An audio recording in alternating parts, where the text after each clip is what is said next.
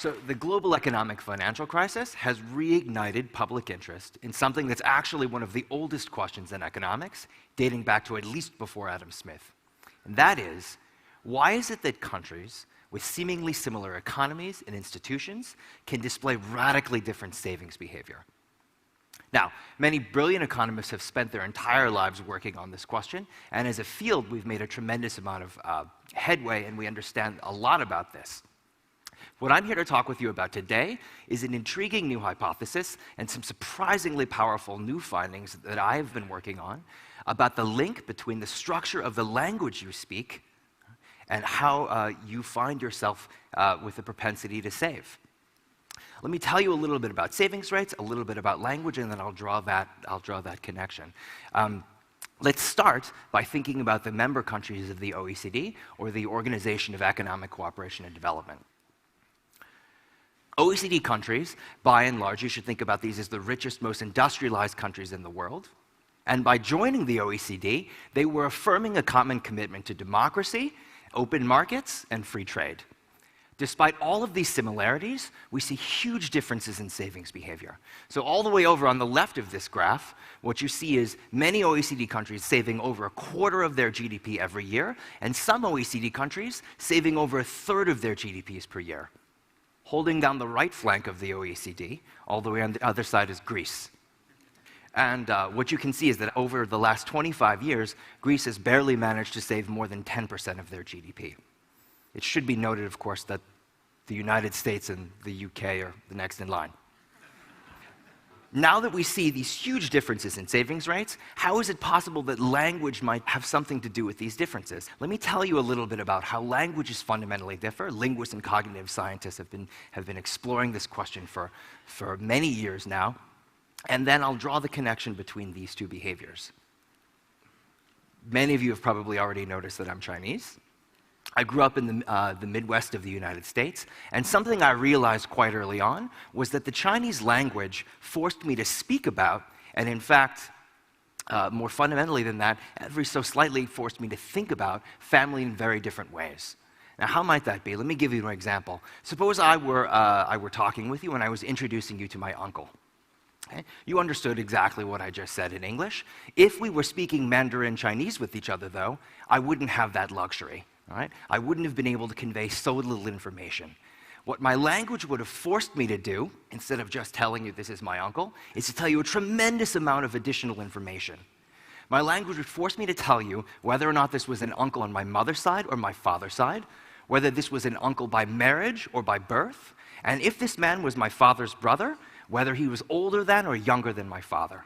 All of this information is obligatory. Chinese doesn't let me ignore it, and in fact, if I want to speak correctly, Chinese forces me to constantly think about it. Now, that fascinated me endlessly as a child, but what fascinates me even more today as an economist is that some of these same differences carry through to how languages speak about time.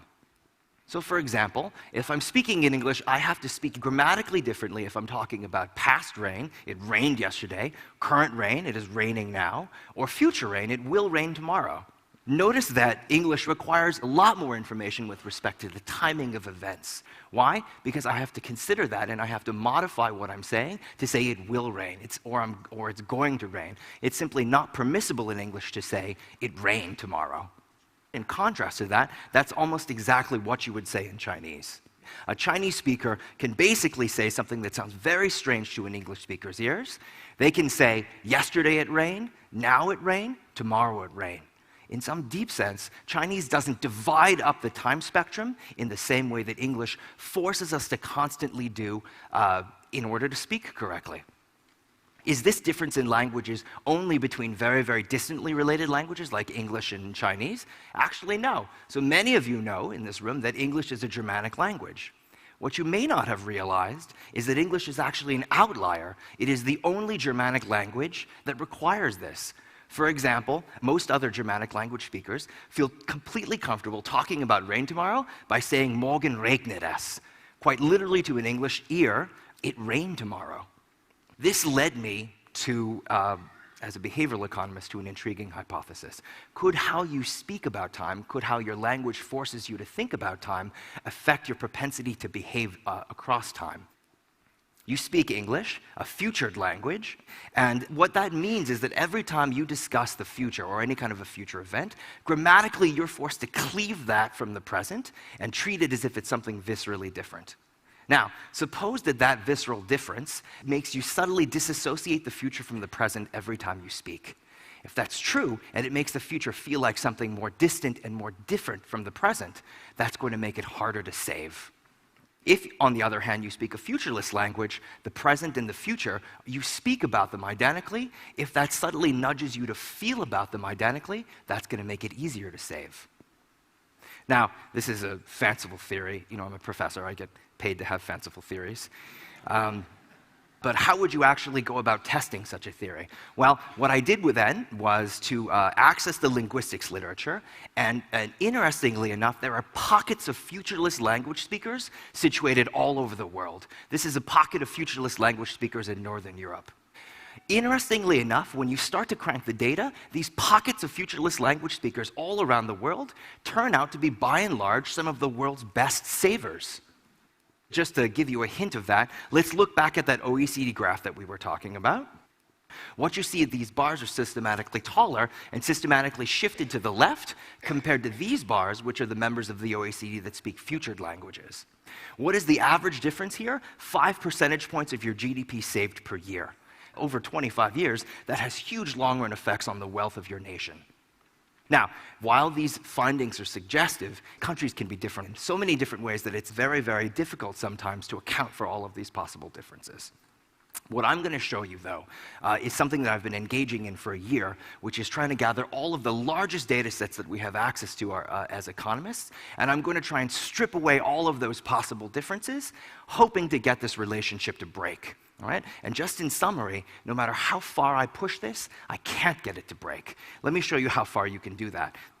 One way to imagine that is I gather large data sets from around the world. So for example, there's the Survey of Health and Retirement in Europe.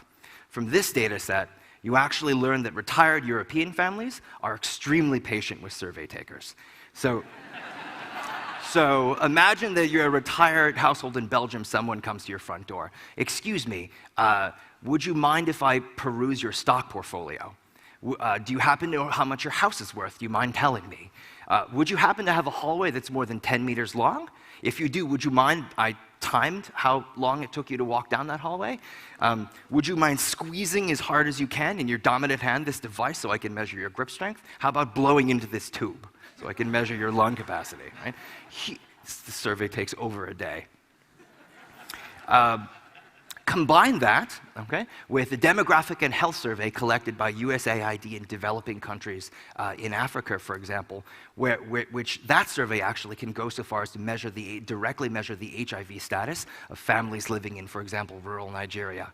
Combine that with the World Value Survey, which measures the political opinions, and fortunately for me, the savings behaviors of millions of families in hundreds of countries around the world.